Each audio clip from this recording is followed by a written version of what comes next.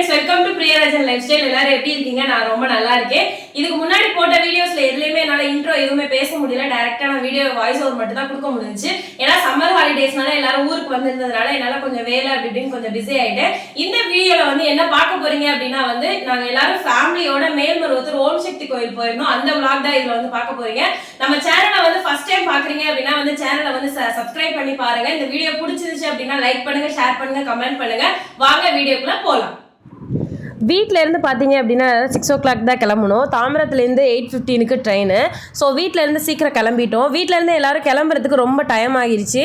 நாங்கள் எங்கே கிளம்புனாலும் பிள்ளையார் கோயிலுக்கு போயிட்டு தான் கிளம்புவோம். தாம்பரம் ரயில்வே ஸ்டேஷனில் உள்ள பிள்ளையார் கும்பிட்டுட்டு தான் போகணும்.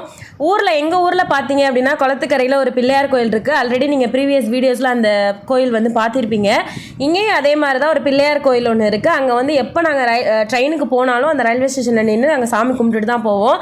தென் சாமி கும்பிட்டு முடிச்சுட்டு பிளாட்ஃபார்முக்கு நடக்க ஸ்டார்ட் பண்ணிட்டோம். அம்மா சித்தியெல்லாம் பார்த்தீங்கன்னா ரொம்ப ஸ்லோவாக தான் நடந்து வந்தாங்க. அதனால் நாங்களும் ஸ்லோவாக தான் போனோம்.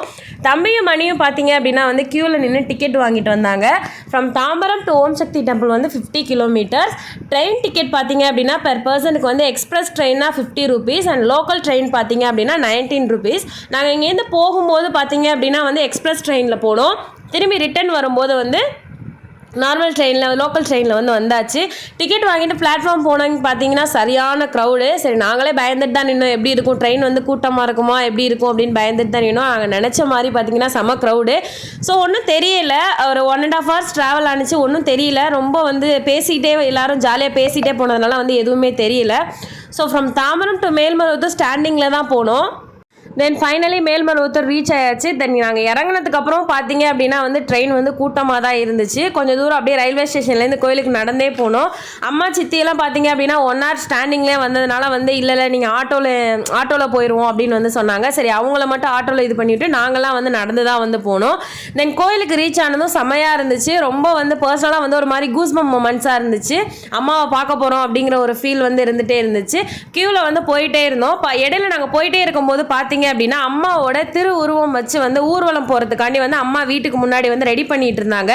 அந்த பிளேஸ்ல பாத்தீங்க அப்படின்னா நிறைய சக்திங்க பார்க்க முடிஞ்சது. செம கிரௌடாவும் இருந்தது அந்த இடத்துல. அங்க நின்று நாங்க சாமி கும்பிட்டுட்டு அதுக்கப்புறம் நாங்க உள்ள போனோம். உள்ளே போயிட்டு அம்மாவை பார்த்து அம்மா தரிசனம் கிடைச்சிச்சு. அதுக்கப்புறம் பார்த்தீங்க அப்படின்னா வெளியில டிஃபன் எடுத்துட்டு அப்படியே உள்ள கொஞ்சம் ஷாப்பிங் பண்ணோம். அம்மா சித்திலாம் சாரீ வாங்கணும் அப்படின்னு சொல்லிட்டே இருந்தாங்க. ஸோ அவங்கெல்லாம் சாரீ பார்த்தாங்க. அவங்களுக்கு பிடிச்ச கலர்ஸில் சாரீஸ் சூஸ் பண்ணி எடுத்துட்டு இருந்தாங்க.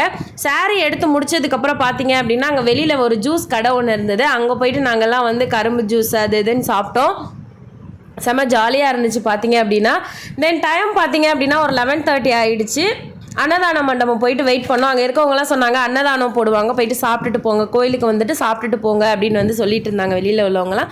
ஸோ ஓகே, நாங்கள் அன்னதானம் போய் சாப்பிட்லாம் அப்படின்னு சொல்லிட்டு அன்னதான மண்டபம் போனோம். போயிட்டு கொஞ்சம் நேரம் வெயிட் பண்ணோம். 12 o'clock பார்த்தீங்க அப்படின்னா கரெக்டாக அன்னதானம் ஸ்டார்ட் பண்ணிட்டாங்க. சாப்பிட்டு முடிச்சுட்டு பார்த்தீங்க அப்படின்னா நாங்கள் எல்லோரும் வீட்டுக்கு கிளம்பிட்டோம். இந்த வீடியோ பிடிச்சிருந்துச்சு அப்படின்னா லைக் பண்ணுங்கள், ஷேர் பண்ணுங்கள், கமெண்ட் பண்ணுங்கள்.